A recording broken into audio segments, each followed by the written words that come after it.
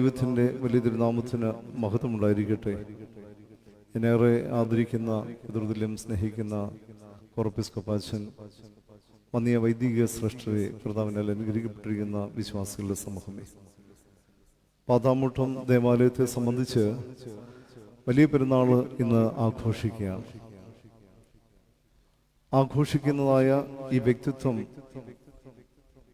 എൻ്റെ മനസ്സിലുണ്ടായിരുന്നത്, ഇത് വേദപുസ്തകത്തിലൊക്കെ കാണുന്ന, സ്വർഗത്തിൽ കാണുന്ന ഒരു വിശുദ്ധയായ വ്യക്തിത്വമാണ്. അമാനുഷികമായ ദൈവ സാന്നിധ്യമുള്ള ഒരു വ്യക്തിത്വമാണ്. സാധാരണക്കാരെ നമ്മൾക്കൊന്നും ചിന്തിക്കുവാൻ കഴിയാത്ത ഒരു വ്യക്തിത്വമാണ് എന്നൊക്കെയായിരുന്നു എൻ്റെ വിചാരം. യെരുശലേമിൽ ഹീബ്രു പഠനത്തിനായിട്ട് ഞാൻ പോയി താമസിച്ച് ബേത്ലഹേമിലൊക്കെ താമസിക്കുകയും അമ്മയുടെ ഭവനത്തിലൊക്കെ പോവുകയും ചെയ്തപ്പോഴാണ് എൻ്റെ ജീവിതത്തിലെ ഏറ്റവും വലിയ മണ്ടത്തരം ഞാൻ മനസ്സിലാക്കിയത്. അങ്ങനെ വേദപുസ്തകത്തിൽ കാണുന്നതായി ഈ വ്യക്തിത്വം സ്വർഗത്തിൽ നിന്ന് ഇങ്ങനെ നേരിട്ട് വന്ന ഒരാളൊന്നും ആയിരുന്നില്ല. മറിച്ച് നമ്മളെപ്പോലെ പാത്താമുട്ടം ദേശത്ത് താമസിക്കുന്ന സാധുക്കളായിരിക്കുന്ന നമ്മളെപ്പോലെ തന്നെ ജീവിച്ച സാധുവായിരിക്കുന്ന ഒരു പെൺകുട്ടിയെ, ആ പെൺകുട്ടിയാണ് യെരുശലേമിൻ്റെ മലനാടുകളെല്ലാം കടന്ന് ഈ ഭാരതത്തിൽ വന്ന്, ഈ ഭാരതത്തിൽ ഈ കോട്ടയം ദേശത്ത് ഈ ദേവാലയത്തിൻ്റെ മധ്യസ്ഥയായി തീർന്നിരിക്കുന്ന ആ നസറേത്തുകാരിയായിരിക്കുന്ന സാധുവായിരിക്കുന്ന ആ പെൺകുട്ടി. ഈ പെൺകുട്ടിയെയാണ് നമ്മൾ ഇന്നത്തെ ദിവസത്തെ ആരാധനയിൽ മുഴുവൻ വിളിച്ച് പറഞ്ഞത്, അമ്മേ ഭാഗ്യവതി, അമ്മേ ഭാഗ്യവതി. നമ്മളെപ്പോലെ ജീവിച്ച ഒരാളിൻ്റെ ജീവിതം ഇന്ന് പെരുന്നാളാണ്. നമ്മുടെ ജീവിതങ്ങളും പെരുന്നാളുകളായി ഓർമ്മിക്കപ്പെടേണ്ടുന്നതുമാണ്. അതുകൊണ്ട് അമ്മേ ഭാഗ്യവതി, അമ്മേ ഭാഗ്യവതി എന്ന് വിളിക്കുമ്പോൾ ഈ പെൺകുട്ടി മാതാപിതാക്കന്മാർ കണ്ണുനീരോടെ നിലവിളിച്ച് പ്രാർത്ഥിച്ച ഒരു കുഞ്ഞില്ലായിരുന്നു. അങ്ങനെ ഒരു കുഞ്ഞിന് വേണ്ടി പ്രാർത്ഥിച്ചപ്പോൾ കിട്ടിയ പെൺകുട്ടിയാണ് ഈ കൊച്ചു മകള്. അവൾക്ക് ഏതാണ്ട് 3 വയസ്സ് പ്രായമുള്ളപ്പോൾ അവളെ ദേവാലയത്തിൽ കൊണ്ടുവരുന്ന വളരെ മനോഹരമായൊരു ചിത്രം വേദപുസ്തകത്തിലില്ല, പക്ഷേ പ്രോട്ടോ എവൻഗലിയൻ ഓഫ് ജെയിംസ് ആ പുസ്തകത്തിൽ വിവരിച്ചിട്ടുണ്ട്. ആ കുഞ്ഞിനെയും കൊണ്ട് ദേവാലയത്തിലേക്ക് വരുന്നു. കുഞ്ഞിനെ ദേവാലയത്തിൽ കൊണ്ടുവന്നിട്ട് കുഞ്ഞിനെ പാർക്കുവാൻ പോകണം. ആ മദ്ബഹായുടെ തൊട്ടടുത്ത് തന്നെ ഒരു മുറിയിൽ അവളെ അവിടെ പാർപ്പിക്കുകയാണ്. അങ്ങനെ മാലാഖമാർ കാഴ്ചയപ്പം കൊടുക്കുകയും അങ്ങനെ അവൾ പൗരോഹിത്യ ശുശ്രൂഷയൊക്കെ സ്വീകരിച്ച് അങ്ങനെ വളർന്നു വന്ന ഒരു സാധുവായിരിക്കുന്ന പെൺകുട്ടി. നസറേത്ത് പട്ടണത്തിൽ ജീവിച്ചെങ്കിലും ജീവിതത്തിൽ ഒരു മാലിന്യവും തീണ്ടിയിട്ടില്ലാത്തതായ പെൺകുട്ടിയാണ്. അവൾക്ക് പേരിട്ടത് മറിയം എന്നാ പേരിട്ടത്. മറിയം എന്നുള്ള പേരിട്ട് കഴിഞ്ഞാൽ ആ മറിയം എന്നുള്ള പേര് ഹീബ്രു വാക്കാവുന്ന മാറ എന്ന ഹീബ്രു വാക്കിൽ നിന്നാണ് വന്നിരിക്കുന്നത്. മാറ എന്ന ഹീബ്രു വാക്കിനർത്ഥം ബിറ്റർനെസ് എന്നാണ്, കയ്പ് എന്നുള്ളതാണ്. വാസ്തവത്തിൽ മാറ പോലെയുള്ള ഒരു ജീവിതമായിരുന്നു കന്യാമറിയാം അമ്മയുടെ ജീവിതം. കയ്പ് നിറഞ്ഞ ജീവിതം, മുഴുവനും കയ്പ് നിറഞ്ഞ ഒരു ജീവിതമായിരുന്നു. കയ്പിന്റെ ഈ മാറ എന്നുള്ള ഒരു ഹീബ്രു വാക്ക് ആദ്യമായി വേദപുസ്തകത്തിൽ കാണുന്നത് പുറപ്പാട് പുസ്തകം 15-ാം അധ്യായം 23-ാമത്തെ വാക്യത്തിലാണ്. മാറ എന്ന് പറയുന്ന സ്ഥലത്ത് ഇസ്രായേൽ മക്കൾ മരുഭൂമിയിലേക്ക് യാത്ര ചെയ്ത് വരുമ്പോൾ മാറായിലെ വെള്ളം കയ്പായിരുന്നു. ആ കയ്പിനെ ജനത്തിന് കുടിക്കുവാൻ കൊണ്ട് കഴിയുന്നില്ല. എന്തു ചെയ്യും? അങ്ങനെ വിഷമിച്ചിരിക്കുമ്പോൾ ദൈവത്തോട് പ്രാർത്ഥിക്കുമ്പോൾ ദൈവം ഒരു മരക്കൊമ്പ് അവിടെ കാണിച്ചു കൊടുത്തു. ആ കൊമ്പെടുത്ത് ഈ വെള്ളത്തിലിട്ട് കഴിഞ്ഞപ്പോൾ ആ വെള്ളം മധുരതരമായിരുന്നു. അങ്ങനെ മാറായെ മധുരമാക്കി തീർത്ത ഒരു പുറപ്പാട് പുസ്തകം 15-ാം അധ്യായത്തിൽ 23-ാമത്തെ വാക്യത്തിൽ കാണുന്ന സന്ദർഭത്തിലാണ് ആദ്യമായിട്ട് മാറ എന്നുള്ള ഹീബ്രു വാക്ക് കാണപ്പെടുന്നത്. ആ മാറ എന്നുള്ള ഹീബ്രു വാക്ക് കാണപ്പെടുന്നു. അത് മധുരതരമാക്കി തീർക്കുകയും ചെയ്തു. പരിശുദ്ധ കന്യാമറിയാമിന്റെ ജീവിതം മാറ എന്നുള്ളത് 100% അർത്ഥവത്തായ ജീവിതമാണ്. കാരണം മാറ എന്ന് പറയുന്നതായ ജീവിതത്തിന്റെ bitterness, that is in the deepest ലെവലിൽ അനുഭവിച്ച ഒരു വ്യക്തി. അത് വാസ്തവത്തിൽ ആ അനുഭവിച്ച വ്യക്തി അവസാനം മോശ എങ്ങനെയാണോ ഒരു വൃക്ഷത്തിന്റെ കൊമ്പെടുത്തിട്ടിട്ട് ആ വൃക്ഷത്തിന്റെ കൊമ്പിൽ വന്ന് ആ വെള്ളത്തിൽ വന്നിട്ട് ആ കൊമ്പ് വീണത് മൂലം മാറായുടെ കയ്പ് മാറി എല്ലാ ജനങ്ങളും ആ വെള്ളം കുടിച്ചതുപോലെ തന്നെ പാത്താമുട്ടം ദേവാലയത്തിൽ മാറ എന്ന് പറയുന്നതായി ബിറ്റർനെസ് അനുഭവിക്കുന്ന ഒരു ചെറുപ്പക്കാരനോ ചെറുപ്പക്കാരിയോ ഒരു പ്രായമുള്ളതായ അപ്പനോ ഒരമ്മയോ മക്കളെ ചൊല്ലിയോ പിതാക്കന്മാരെ ചൊല്ലിയോ കുഞ്ഞുങ്ങളെ ചൊല്ലിയോ ഭാര്യയെ ചൊല്ലിയോ വിഷമിച്ച് ഡീപ്പസ്റ്റ് ലെവലിൽ അതിന്റെ കാഠിന്യം മുഴുവൻ അനുഭവിച്ചുകൊണ്ട് വേദന തിന്ന് ജീവിക്കുന്ന വ്യക്തിത്വത്തിന് ഏറ്റവും വലിയ ആശ്വാസ ജലം പകരുവാൻ കോണം സാധിക്കുന്നവളാണ്. അതുപോലെ ഒരു മധ്യസ്ഥത വേറെയില്ല, പരിശുദ്ധയായ കന്യാമറിയാം അമ്മയാണ്. അമ്മ എങ്ങനെയാണോ മോശ വൃക്ഷത്തിന്റെ കൊമ്പിട്ടതു, അതുപോലെ തന്നെ രണ്ടാമത്തെ വൃക്ഷമാണ് സ്ലീബായിൽ കണ്ടതായ ഏദൻ പർദീസിൽ കണ്ടതായ അതേ രണ്ടാം വൃക്ഷമാണ് പരിശുദ്ധമായ സ്ലീബ. ആ സ്ലീബായുടെ ചുവട്ടിൽ വൃക്ഷത്തിന്റെ കൊമ്പിൽ അവിടെ അഭയപ്പെട്ടുകൊണ്ട് കന്യാമറിയാമ്മ ക്രൂശിന്റെ ചുവട്ടിൽ നിൽക്കുകയാണ്. ആ കന്യാമറിയാമ്മ ക്രൂശിന്റെ ചുവട്ടിൽ നിൽക്കുമ്പോൾ എങ്ങനെ മാറായിൽ ഒരു വൃക്ഷത്തിന്റെ കൊമ്പിട്ട് അത് മധുരകരമായി തീർന്നോ, അതേപോലെ തന്നെ കന്യാമറിയാം അമ്മ ഈ പരിശുദ്ധ സ്ലീബായാവുന്ന പുത്രൻ തമ്പുരാന്റെ തിരുരക്തത്താൽ അവങ്കിലേക്ക് നോക്കി പ്രകാശിതരായതുപോലെ, ആ പിത്തള സർപ്പത്തിലേക്ക് നോക്കി പ്രകാശിതരായതുപോലെ ജീവിതത്തിന്റെ മാറായിൽ കൂടെ കടന്നു പോകുന്ന പാത്താമുട്ടം ദേശത്തിലെ ഓരോ മക്കൾക്ക് വേണ്ടിയും അമ്മ മധ്യസ്ഥ അണയ്ക്കാം.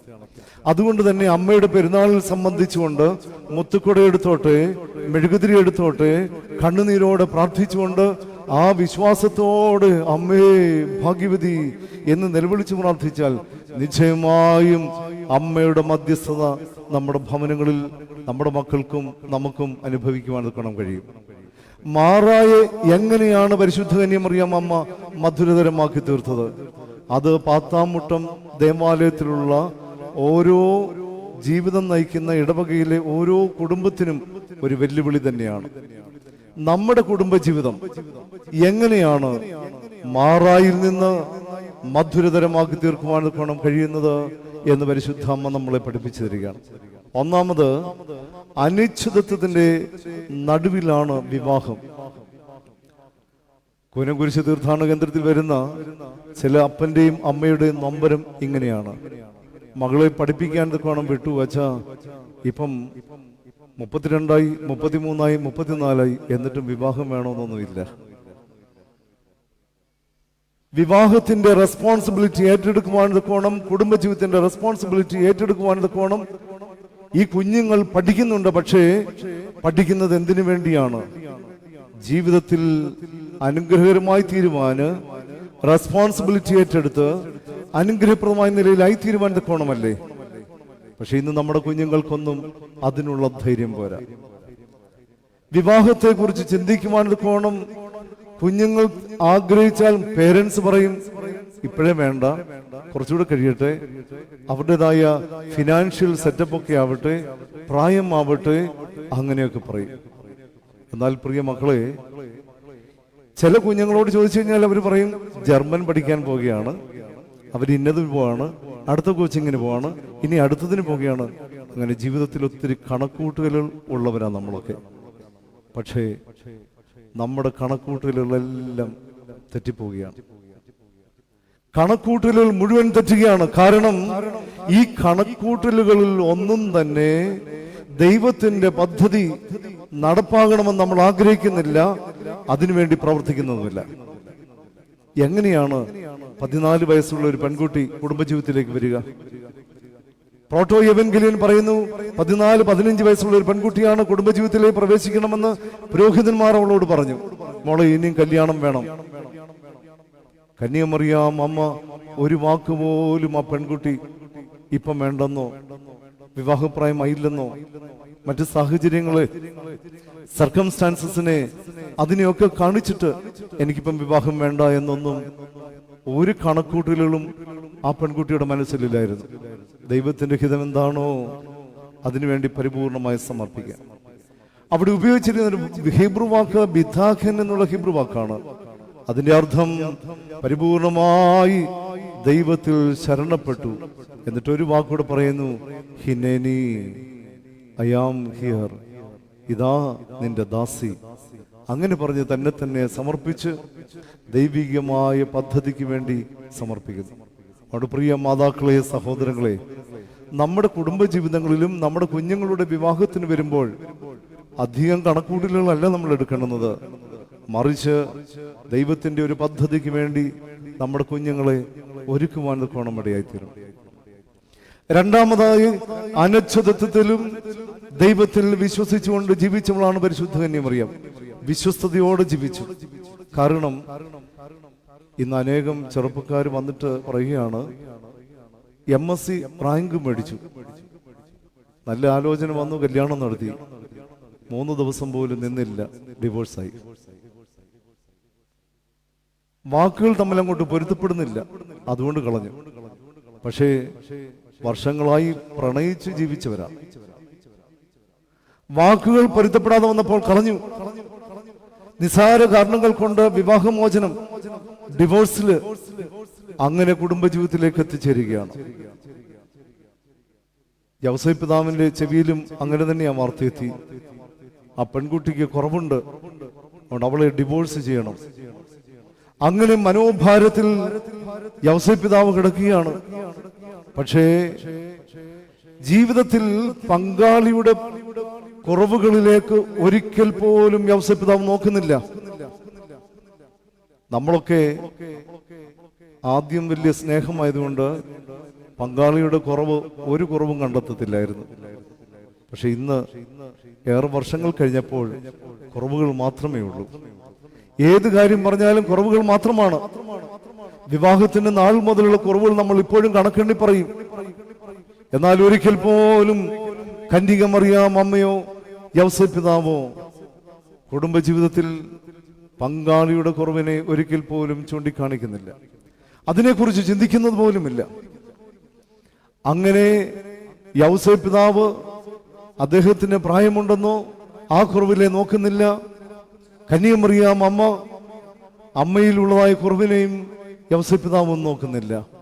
മറിച്ച് പൊരുത്തക്കേടുകളിലല്ല അവർ നോക്കിയത്, മറിച്ച് ദൈവത്തിന്റെ മിസ്വാത്തിലാണ്, ബറീത്തിലാണ് അവർ നോക്കിയത്. ബറീത്ത് എന്നുള്ള ഹീബ്രു വാക്കിനർത്ഥം കവനന്റ് എന്നുള്ളതാണ്, ഉടമ്പടി എന്നുള്ളതാണ്. മിസ്വാത്ത് എന്നുള്ള വാക്കിനർത്ഥം കൽപ്പന എന്നുള്ളതാണ്. ലൂക്കോസിന്റെ സുവിശേഷം 1-ാം അധ്യായത്തിൽ 24-ാമത്തെ വാക്യത്തിൽ നമ്മൾ ഇങ്ങനെ കാണുകയാണ്, ദൂതൻ കൽപ്പിച്ചതുപോലെ യൗസേപ്പ് കന്യകമറിയമെ ചേർത്തു എന്നുള്ളത്. The word of God and the commandment of God. അവിടെ ദൈവത്തിന്റെ കൽപ്പനയിലേക്ക് മാത്രം നോക്കിയാണ്, കുറവിലേക്കൊന്നും നോക്കുന്നില്ല. അവിടെ കുടുംബജീവിതം നയിക്കുന്ന 10-ാം മുട്ടത്തുള്ളതായ എല്ലാ കുടുംബജീവിതം നയിക്കുന്നവർക്കും ഇന്ന് പരിശുദ്ധ അമ്മ തരുന്ന ഏറ്റവും വലിയ മാതൃക എന്ന് പറയുന്നത് പങ്കാളിയുടെ പൊരുത്തക്കേടുകളിലേക്കോ വാക്കിലുള്ള കുറവുകളിലേക്കോ ജീവിതത്തിലെ കുറവുകളിലേക്കോ ഒന്നുമല്ല നോക്കേണ്ടുന്നത്. മറിച്ച് എനിക്ക് ഇവളെ തന്നത്, എനിക്ക് ഇദ്ദേഹത്തെ തന്നത്, എനിക്ക് ഇവരെ തന്നിരിക്കുന്നത് എൻ്റെ ദൈവമാണ്. ആ കുറവുകളുള്ള ആളിനെ വിശുദ്ധീകരിക്കാൻ കോണം ദൈവം എന്നെ ഭരമേൽപ്പിച്ചിരിക്കുന്നതാകുന്നു എന്ന് ഓർക്കുവാൻ കോണം ഇവിടെയാണ്. എൻ്റെ ഹൃദയത്തിലേറെ എന്നെ നൊമ്പരപ്പെടുത്തിയ ഒരു ചെറുപ്പക്കാരനെ ഞാൻ കാണുകയുണ്ടായി. അവൻ എന്നോട് പറയുകയാണ്, വിവാഹം കഴിഞ്ഞിട്ട് കുറച്ച് ദിവസം കഴിഞ്ഞപ്പോഴാണ് അറിയുന്നത് അവൾ ഗുളിക കഴിക്കുന്നുണ്ട്. പിന്നീടാണ് അവൾക്ക് മാനസികമായ ഒരു പ്രയാസമുണ്ട് എന്ന് ഞാൻ അറിയുന്നത്. അപ്പൊ തുടക്കത്തിൽ തന്നെ പലരും പറഞ്ഞു. അവസാനം ഇത് ചില സമയത്ത് അഗ്രസീവ് ആവുന്ന സമയത്ത് ഇവിടെ അപ്പനും അമ്മയും പറഞ്ഞു, മോനെ ഞങ്ങളോട് ക്ഷമിക്കേ, എന്നിട്ട് നീ മറ്റൊരു വിവാഹത്തിന് വേണ്ടി തയ്യാറായിക്കോ, ഞങ്ങൾക്കൊരു പരിഭവമില്ല. കാരണം ഒരു വാടക വീട്ടിൽ താമസിക്കും, അവിടെ ഒരു പ്രശ്നമുണ്ടായി അയൽവക്കക്കാരുമായിട്ടെല്ലാം പ്രയാസമാവും. പിന്നെ അടുത്ത സ്ഥലത്തോട്ട് പോകും, അവിടെയും പ്രശ്നമാകും, അവിടുന്ന് മാറും, വേറൊരു സ്ഥലത്തോട്ട് പോകും. അങ്ങനെ ആ പോകുന്ന ഇടങ്ങളിലെല്ലാം വീടുകൾ മാറി മാറി അവർ താമസിക്കുകയാണ്. അയൽവക്കക്കാർ ബുദ്ധിമുട്ടിൽ പറയും. പക്ഷെ ഒരിക്കൽ പോലും ആ ചെറുപ്പക്കാരൻ പറയുകയാണ്, എൻ്റെ ദൈവം എൻ്റെ കയ്യിൽ തന്നതാണ്. ഇവളെ കൊണ്ടുപോകാനും സൂക്ഷിക്കുവാനും കരുതുവാനും ദൈവം എന്നെ ഭരമേൽപ്പിച്ചതാണ്. ഇന്ന് നമ്മുടെ മക്കളുടെ ജീവിതങ്ങളിലൊക്കെയും ഈ ഒരു വലിയ ചിന്ത നൽകേണ്ടുന്നത് ഏറെ ആവശ്യമാണ്.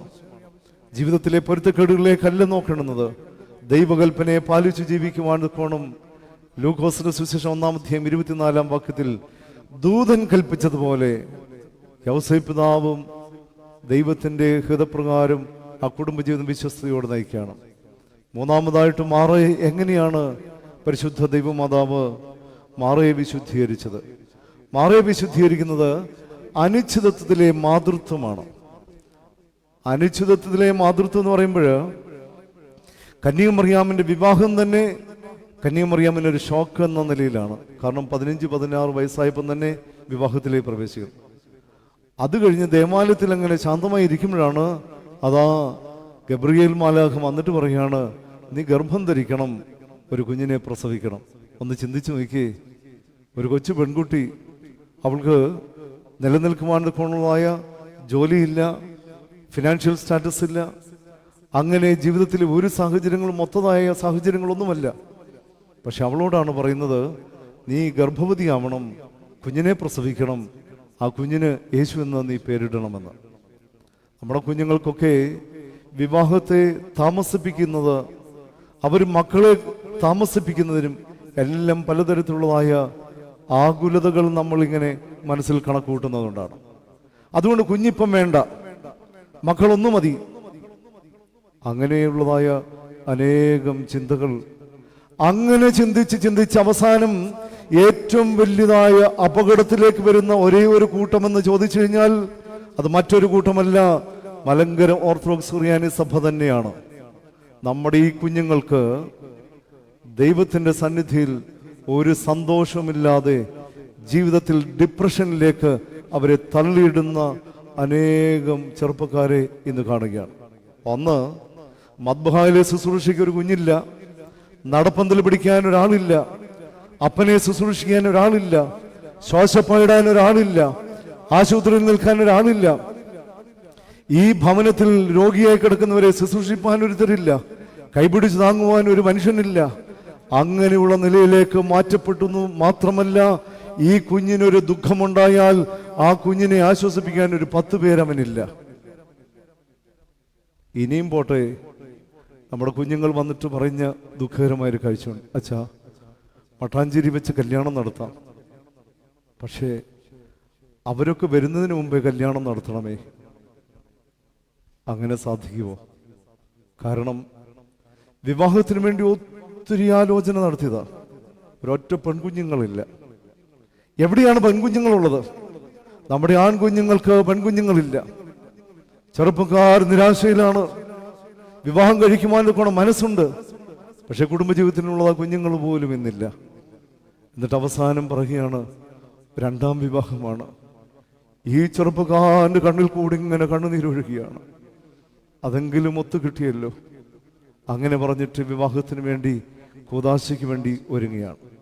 നമ്മുടെ കുഞ്ഞുങ്ങൾ വളരെയധികം ഗതികേടിലേക്ക് മാറുകയാണ്.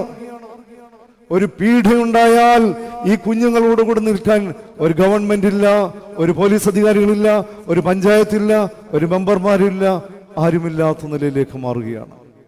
ഒരു സഹായവും ഒരു ഗതിയുമില്ലാത്ത നിലയിലേക്ക് നമ്മുടെ മക്കളെ മാറുക. ഇത് ഞാൻ ഏറെ അനുഭവിക്കുന്നത് മട്ടാഞ്ചേരിയിലായതുകൊണ്ട് മാത്രമാണ്. ഒരൊറ്റ ഇടവക്കാരില്ല, ഒറ്റ വീട്ടുകാരില്ല, ഒരു ക്രൈസ്തവർ പോലും നമുക്ക് ചുറ്റുപാടും ഇല്ല. അങ്ങനെയുള്ള സ്ഥലത്ത് നമ്മളെ സഹായിക്കണമെന്ന് ഗവൺമെന്റ് തോന്നിയാൽ എങ്ങനെ സഹായിക്കും? പോലീസ് അധികാരികൾ തോന്നിയാൽ എങ്ങനെ സഹായിക്കും? ആർക്കും ഒന്നും ചെയ്യുവാൻ കഴിയാത്ത നിലയിലേക്ക് നമ്മുടെ കുഞ്ഞുങ്ങളിൽ നിന്ന് മാറ്റപ്പെടുകയാണ്, നമ്മുടെ തലമുറയിൽ നിന്ന് മാറ്റപ്പെടുകയാണ്. മക്കളെ വേണ്ടെന്ന് പറയുന്നതിനാൽ തൽമൂദ് പരിശോധിച്ചപ്പോഴാണ് ഏറ്റവും വലിയ അപകടം മനസ്സിലാക്കിയത്. അതെന്താന്ന് ചോദിച്ചു കഴിഞ്ഞാൽ, ഇന്ന് വാർദ്ധക്യത്തിലായിരിക്കുന്നവർ തുള്ളി വെള്ളം കുടിക്കാതെ മരിക്കുന്നതിന് കാരണം എന്താ നോക്കിയപ്പോഴാണ് തൽമൂദിൽ കാണുന്നു, you have lessened the glory of Yahweh and it is because that you have cursed. ദൈവത്തിന്റെ മഹത്വം കൊടുക്കാൻ ഒരു കുഞ്ഞിനെ ഭൂമിയിൽ അവശേഷിപ്പിക്കാഞ്ഞുകൊണ്ട് ദൈവത്തിന്റെ മഹത്വം നിന്നിൽ നിന്ന് മാറ്റിയിരിക്കുന്നു. അതുകൊണ്ട് പ്രിയ മാതാക്കളെ, കത്തോലിക്ക കുടുംബങ്ങളൊക്കെ മട്ടാഞ്ചേരിയിൽ വരുമ്പോൾ കഴിഞ്ഞ ദിവസം കുടുംബമായിട്ട് വരികയാണ്. ടെമ്പോ ട്രാവലിലാണ് അവർ വരുന്നത്, മുസ്ലിം സഹോദരങ്ങൾ വരുന്നത്. അങ്ങനെ അനേകം ആളുകൾ കണ്ണുനീരോടെ വന്ന് നിലവിളിച്ച് പ്രാർത്ഥിച്ച് ദൈവസന്നിധിയിൽ മക്കൾക്ക് വേണ്ടി പ്രാർത്ഥിക്കുന്നു. പരിശുദ്ധിയായ അമ്മ മാറായെ മധുരമാക്കി തീർത്താണ്. നമ്മുടെ ജീവിതങ്ങളിലും മാറായെ മധുരമാക്കുവാൻ കോണം ദൈവസന്നിധിയിൽ കണ്ണുനീരോടെ പ്രാർത്ഥിക്കാം. അമ്മയുടെ കുടുംബജീവിതത്തിൽ അമ്മ മാറായെ മധുരമാക്കിയതുപോലെ അമ്മയെ ഞങ്ങളുടെ കുടുംബജീവിതങ്ങളും നേരിടുന്ന ബുദ്ധിമുട്ടുകളുടെയും പ്രാരാബ്ധങ്ങളുടെയും മധ്യത്തിൽ അമ്മയുടെ മധ്യസ്ഥ മുഖേന ഞങ്ങളുടെ കുടുംബജീവിതങ്ങളും ഞങ്ങളുടെ മക്കളുടെ ജീവിതങ്ങളും മധുരമാക്കി അവിടെ തീർക്കണമേ എന്ന് പ്രാർത്ഥിക്കാം. അതിന് ദൈവത്തിൻ്റെ പരിശുദ്ധ രൂഹ നമ്മെ സഹായിക്കുമാറാണ്.